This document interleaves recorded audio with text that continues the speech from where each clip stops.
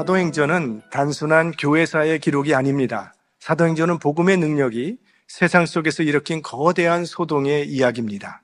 복음이 전해지는 것마다 기존의 질서가 흔들리고 사람들의 가치관이 새로워지고 새로운 생명의 역사가 일어났습니다. 그 소동은 긍정적인 소동도 있었고 부정적인 소동도 있었습니다. 오순절날 사도 베드로가 성령이 충만해서 설교를 했더니 3,000명의 회심이라는 놀라운 역사가 일어났습니다. 이것은 사람들이 죄의 종노릇에서부터 해방이 되고 이제 예수 그리스도를 구주로 고백하는 새로운 신앙 공동체인 교회를 탄생시킨 소동이었습니다. 또 사도들의 수많은 치유의 기적들은 절망 가운데 있는 사람들에게 소망을 준 기쁨의 소동이었습니다. 이런 것들은 복음이 일으킨 긍정적인 소동입니다. 그런가 하면 복음은 부정적이고 폭력적인 소동도 일으켰습니다. 진리의 빛이 어두움에 비칠 때는 어두움은 저항하기 마련입니다. 사도들이 예수 그리스도의 부활을 전했더니 산헤드린 공회가 그들을 잡아다가 핍박하기 시작했습니다. 왜? 부활의 복음은 예수 그리스도를 십자가에 못 박아 죽인 공회의 권위와 그들의 가르침을 도전하는 진리였기 때문입니다. 데살로니가에서 복음을 전파했을 때는 천하를 어지럽히는 자들이라고 하면서 불량배들까지 동원을 해서 그들을 핍박하는 소동을 일으켰습니다. 그리고 오늘 에베소에서는 우상 장사들이 경제적인 피해를 막기 위해서 소동을 일으킵니다. 복음은 결단코 중립지대에 머물러 있지 않습니다. 받아들이든 거부하든 복음은 사람의 운명에 결정적인 결과를 가져옵니다. 그러니까 사도행전은 이 복음의 능력이 사람의 삶과 세상을 변화시키면서 하나님의 나라를 확장해가는 거룩한 소동의 이야기입니다.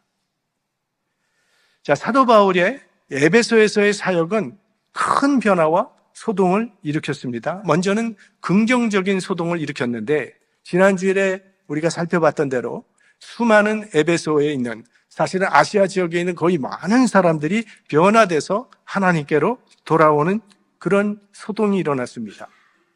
그것을 확실하게 증거하는 사건이 그들의 회개 운동이죠. 마술사들이 그동안 돈벌이로 사용했던 자신들이 그렇게 의지했던 이 마술책들을 가져와서 불태워버렸는데 그 가치가 은 5만이라고 했습니다. 약 1,000만 달러가 되는 이 은 5만의 그런 엄청난 경제적 가치를 불태워버릴 만큼 이 회개운동은 강력했다는 것입니다. 이것은 그들의 가치관이 이제 완전히 변화되었다는 것을 보여주는 것이죠. 그들의 마음에 자리 잡고 있던 우상이 무너져 내리면서 참 하나님께로 돌아오며 하나님을 섬기게 되었다는 것을 보여주는 일입니다. 그러니까 이 회개라고 하는 것은 마음의 주인이 바뀌는 결단이에요. 그동안 자신이 왕 노릇하던 그 자리에서 내려와서 그 왕자를 하나님께 돌려드리는 결단이 회개입니다. 우리는 누구나 예외 없이 죄를 짓고 있습니다. 근데 사실 죄라고 하는 건 단지 나쁜 행동을 하는 것이 아니라 하나님을 내 마음의 중심에서 밀어내는 것이 죄입니다. 우리가 죄를 지을 때 그 마음의 중심에는 하나님이 계시지 아니하고 내가 자리 잡고 있는 것을 발견하게 됩니다. 그러니까 회개는 마음의 왕자를 하나님께 돌려드리는 결단이에요. 그래서 하나님은 이 회개를 그렇게 기뻐하시는 것입니다.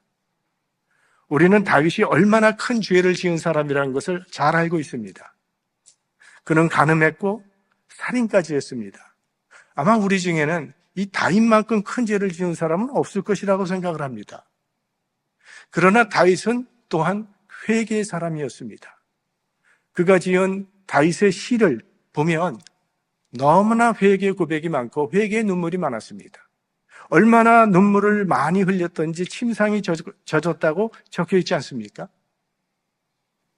다윗이 하나님의 마음에 합한 사람이라는 인정을 받을 수 있었던 것은 그의 삶이 완전했기 때문이 아니라 그가 회개하는 사람이기 때문입니다.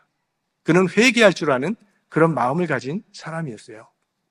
마틴 루터는 신앙인의 삶이란 끊임없는 회개와 참회라고 말을 했습니다. 우리 마음 중심에 하나님 외에 어떠한 우상도 자리 잡지 못하도록 늘 회개하면서 하나님께로 돌아가는 믿음의 걸음을 쉬지 말아야 할 것입니다. 하나님은 회개하는 사람은 절대로 버리지 않으십니다. 에베소에서 일어난 변화는 복음이 일으킨 변화였습니다. 복음이 전해지자 사람들의 마음이 움직이기를 시작했어요. 그러니까 우상과 마술에 의지하던 사람들이 그들의 마음이 하나님께로 돌아갔고 그 결과 아시아 전 지역에 엄청난 변화가 일어났던 것입니다. 자, 이 사건은 사람의 중심이 변해야 사회가 변하고 세상이 변한다는 것을 보여주는 것입니다. 우리 인간 내면에 근본적인 변화가 일어나지 않으면 외적인 제도나 법률만으로는 진정한 변화를 일으킬 수 없다고 하는 것입니다. 한때는요, 이 교회가 정치적 힘을 빌려서 세상을 변화시키려고 한 적이 있었습니다. 그러나 그 결과는 아무 열매도 맺지 못했고 교회가 순수성을 잃어버리고 세상의 도구로 전락돼 버리고 말았습니다. 중세시대에는 교회가 세속 권력과 손을 잡고 왕보다 더 큰 권력을 휘두르면서 사람들을 통제했습니다. 그러나 교회가 세상을 권력으로 통제하려고 했을 때 교회는 세상을 변화시키지 못했고 오히려 세상이 교회를 변화시키더라는 겁니다. 교회가 세상의 방식과 세상의 가치관을 그대로 받아들여서 따르게 되었던 거죠. 그래서 이 중세교회가 권력의 중심에 섰던 시대를 역사가들은 암흑시대라고 부르고 있는 겁니다. 예수님께서는 권력이 아니라 십자가를 통해서 세상을 구원하셨습니다. 세상을 변화시키는 진정한 힘은 십자가와 부활의 복음에 있습니다. 복음으로 변화된 사람들을 통해서 그 가정이 변화되고 일터가 변화되고 세상이 변화되는 일이 일어나게 되는 겁니다. 그러므로 교회는 이 복음의 능력으로 사람을 변화시키는 일에 헌신해야 한다는 것입니다. 교회가 복음으로 세상을 섬길 때야만 세상은 진정한 변화를 경험하게 된다는 것입니다. 자, 이제 또 하나의 소동은 아데미 신전을 통해서 돈벌이를 하던 사람들이 소득이 줄어드니까 바울에게 악감정을 가지고 일으킨 소동입니다. 23절입니다.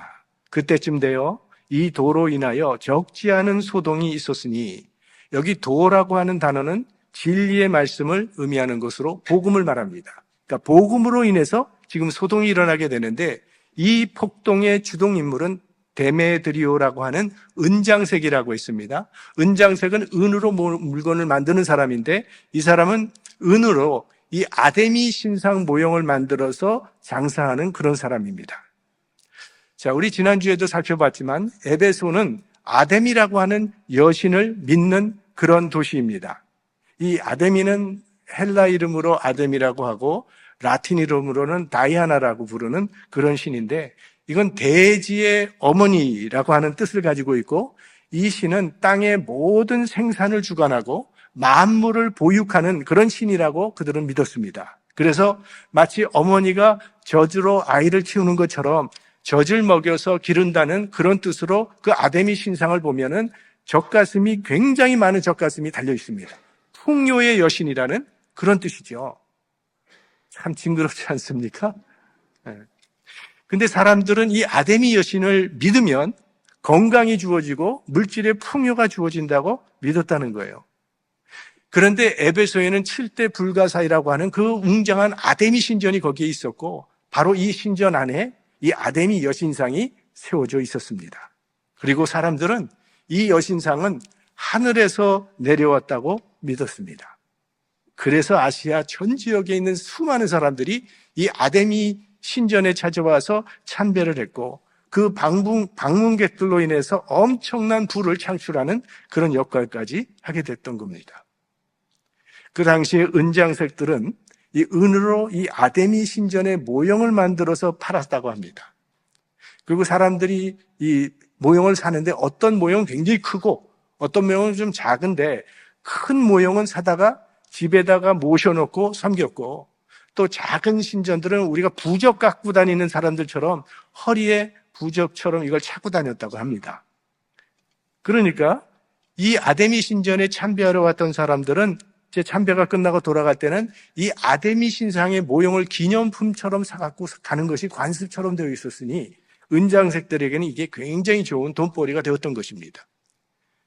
그런데 이들에게 이제 문제가 생긴 겁니다. 25절부터 우리 26절까지 함께 보겠습니다.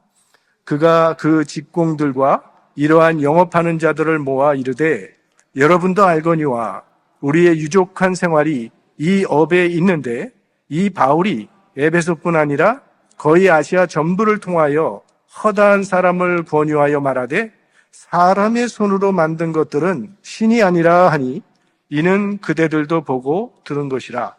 그러니까 데메드리오라고 하는 사람은 아마 은장색 공장의 사장 정도 되는 사람인 것 같습니다. 그동안은 사업이 잘 돼서 괜찮았는데 바울이 들어오면서 장사에 타격을 입게 된 거죠.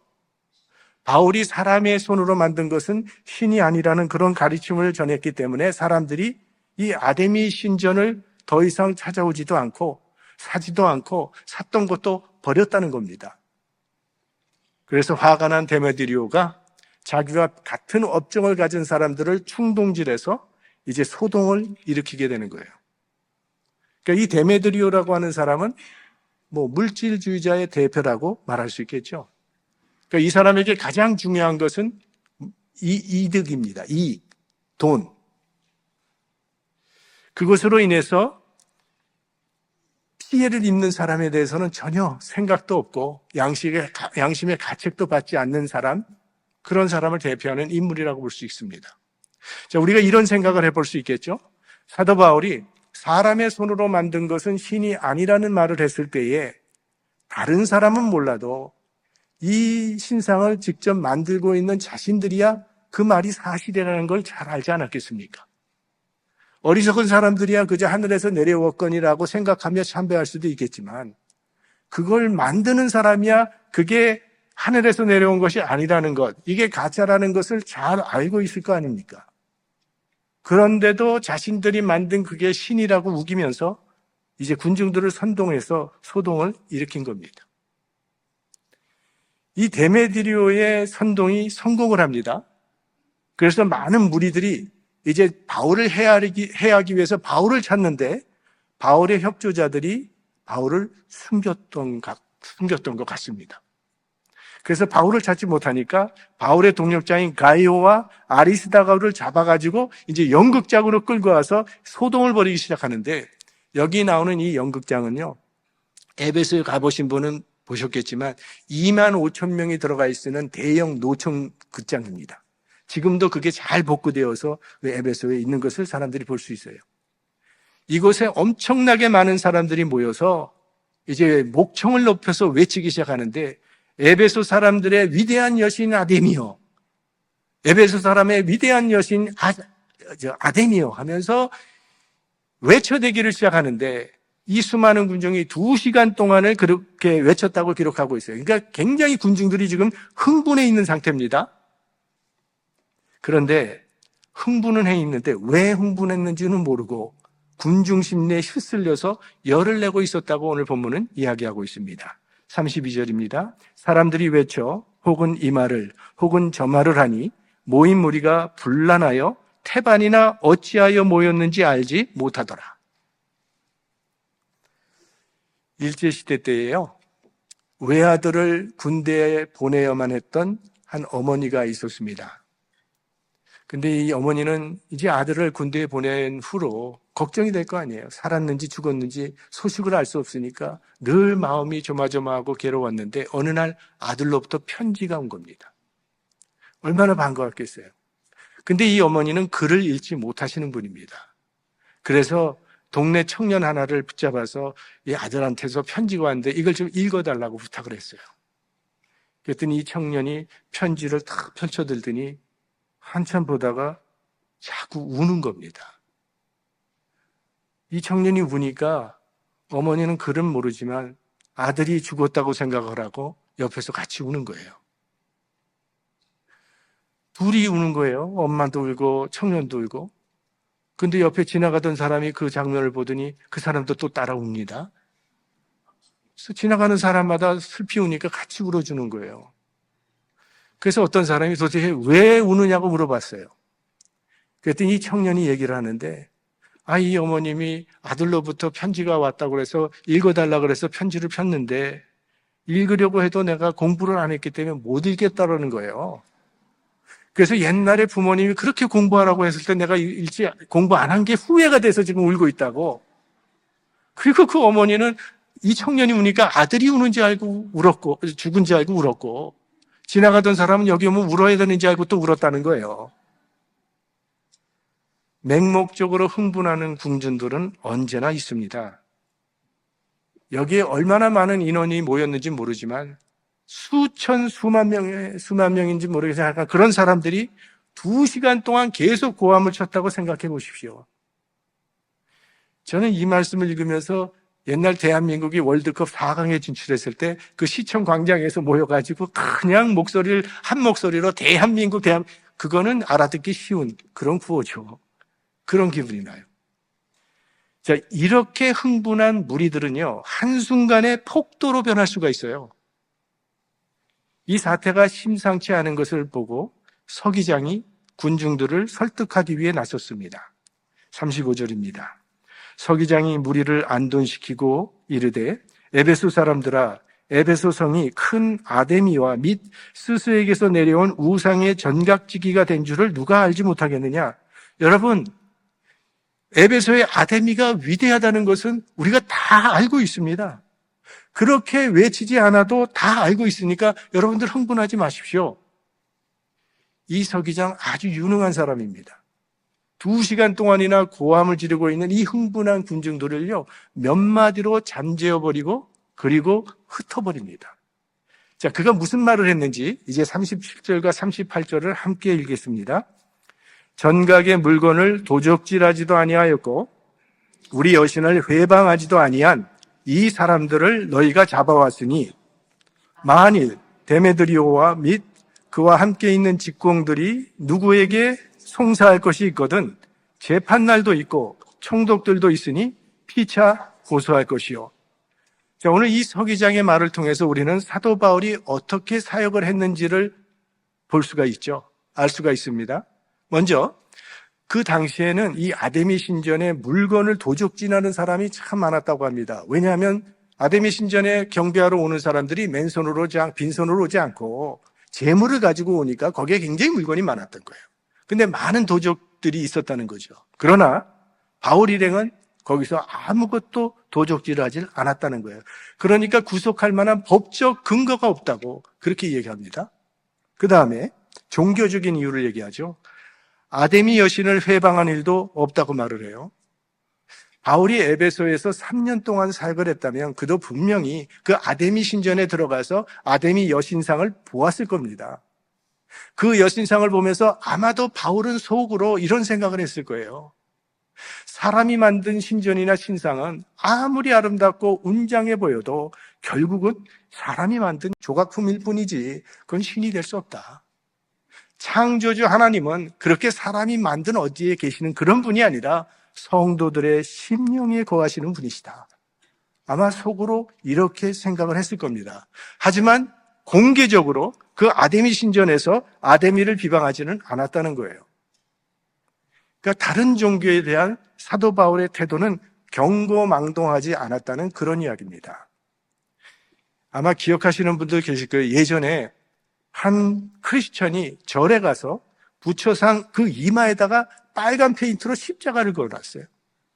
이게 신문에 났던 기억이 있습니다. 어떤 사람도 부처상에 따기를 때리기도 하고요. 아니, 절 앞에 가서 전도지를 돌리는 그 심보는 또 뭡니까? 만약 바울의 행실이 이렇게 무례했다면 분명히 핍박받을 이유가 있었을 겁니다. 기독교가 다른 종교를 폄하하고 공격한다면 기독교도 똑같이 공격을 받을 수밖에 없습니다. 그런 공격적인 태도는 지혜롭지 못하죠. 사도 바울께서 그 철학의 도시인 지성인들이 산다고 하는 아덴에 갔을 때 우상이 가득한 것을 보고 그는 어떻게 전도를 시작합니까? 아, 여러분들은 참 종교심이 많은 분이시군요 라고 시작을 하지 않습니까? 그리고 오늘 에베소에는 어떻게 사도 바울이 메시지를 전했습니까? 사람의 손으로 만든 것은 신이 아니라고 가르쳤어요. 이 말은 창조주와 피조물의 경계를 분명하게 구분하고 세우는 진리의 선언입니다. 사람은 하나님이 창조하신 피조물이에요. 이 피조물이 만들어내는 모든 것은 그게 무엇이든지 그냥 피조물의 산물일 뿐입니다. 그런 것은 창조주의 자리에 올라갈 수가 없다는 그런 말씀이에요. 그럼에도 불구하고 우리 인간들은 자신이 만든 것을 신의 자리에 올려놓고 절을 한다는 말이죠. 자기가 만든 것에 자기가 의지하면서 그것이 나에게 복을 주고 나를 지켜줄 것이라고 그런 믿음을 갖고 있다는 겁니다. 그게 은이든 돌이든 나무든 성공이든 명예든 재물이든 권력이든 그것이 나를 지켜줄 것이라고 붙들고 있을 때 그건 우리는 사람의 손으로 만든 신을 섬기고 있는 거죠. 에베소 사람들이 사람의 손으로 만든 것은 신이 아니라고 하는 바울의 말을 듣고 아마도 곰곰이 생각할 때 성령께서 그들의 마음을 감화하사 그 말씀의 뜻을 깨닫게 됐고 자신들이 섬기고 있던 그 우상을 다 내버리고 진정한 하나님께로 돌아오는 역사가 일어나게 되었던 거죠. 자, 서기장은 이제 이런 이유들을 제시하면서 송사할 일이 있다면 그럼 법대로 처리하라고 그들을 설득하고 무리를 해산시켰습니다. 그러니까 하나님께서 이 로마의 법과 이성적인 공직자를 통해서 이 사도 바울을 보호해 주신 겁니다. 이 로마법이 사도 바울은 이제 사도행전 계속 나가다 보면 이 로마 시민권자였기 때문에 바울은 굉장한 보호를 받게 됩니다. 에베소에는 믿음을 위해서 은 5만을 버린 사람들도 있었지만 이 데메드리오처럼 이익을 위해서 복음을 거부하고 소동을 일으킨 사람들도 있었습니다. 돈을 우상으로 섬기고 있는 사람들이 이 우상이 무너져 내리는 것을 한번 막아보겠다고 소동을 일으킨 것이 이 에베소에서 있었던 사건이에요. 우상이란 하나님보다 더 사랑하고 하나님보다 더 의지하는 것이 우상이죠. 우상의 형태는 다양하겠죠. 어떤 사람에게는 안정감, 안락함, 취미가 우상이 될 수도 있고 성공, 능력이 하나님보다 더 의지하는 우상이 되는 사람들도 있을 것이고 배우자가, 자녀가, 친구가 우상인 사람도 있을 겁니다. 복음이 우상과 만나면 필연적으로 소동이 일어납니다. 왜냐하면 복음은 우리 마음 중심에 하나님 한 분만을 주인으로 모실 것을 강력하게 요구하고 있기 때문입니다. 하나님께서 계셔야 할 그 자리에 다른 어떤 우상도 자리 잡는 것을 결코 복음은 용납하지 않는다는 것입니다. 사람들은 마음속에 붙들고 있는 그 우상이 무너져 내리는 것을 두려워하죠. 왜? 그것이 사라지면 내 인생이 무너질 것 같이 두려워하면서 그걸 붙잡고 있는 것입니다. 그러나 성도 여러분, 이 마음속에 우상이 무너져 내리는 것을 두려워하지 마시기 바랍니다. 우리가 붙잡고 있던 그 우상을 내려놓을 때 하나님께서 붙잡아 주시고 책임지시는 인생이 시작되는 것입니다. 사도 바울께서 바로 그런 인생을 살았던 분이에요. 본래 사도 바울께서 꿈꿨던 인생은 이런 인생이 아니었습니다. 원래 사도 바울은 우리가 잘 알듯이 헬라 문화의 꽃이 피었던 도시 다소에서 로마 시민권자로 태어났어요. 헬라 문화도 잘 배웠고 로마 문화도 잘 배웠고 이중어를 퍼펙트하게 하는 그러한 인재였습니다. 뿐만 아니라 예루살렘에 유학을 와서 당대 최고 랍비라고 하는 가말리엘 밑에서 배웠던 사람이에요. 그래서 그도 장차 훌륭한 랍비가 돼서 유대 사회 사람들에게 존경받는 인물이 되는 것이 바울이 가지고 있던 꿈이었습니다. 그런데 예수님을 만난 후로 그의 꿈은 산산이 무너져 내렸고 그가 가려고 했던 길과는 정반대, 완전히 다른 길을 가게 되었어요. 복음으로 인해서 그의 삶 가운데 거룩한 소동이 일어났던 것입니다. 그래서 그때부터는 그가 붙잡고 있었던 이 자랑거리들을 배설물처럼 생각하면서 오직 하나님의 영광을 위해서 그리고 하나님의 뜻을 따라 살았습니다. 그랬더니 세상에서는 쓰레기가 되었고 만물의 찌꺼기가 되었다고 고백을 합니다. 그런데 바울은 그런 자신의 인생을 실패라고 말하지 아니하고 최고의 은혜였다고 고백을 합니다. 내가 예수 그리스도를 주인으로 삼고 살았더니 망했다고 말하는 것이 아니라 정말 가치 있는 행복한 인생이었다고 고백을 합니다. 그래서 그의 인생 마지막에 승리의 고백을 남기지 않습니까?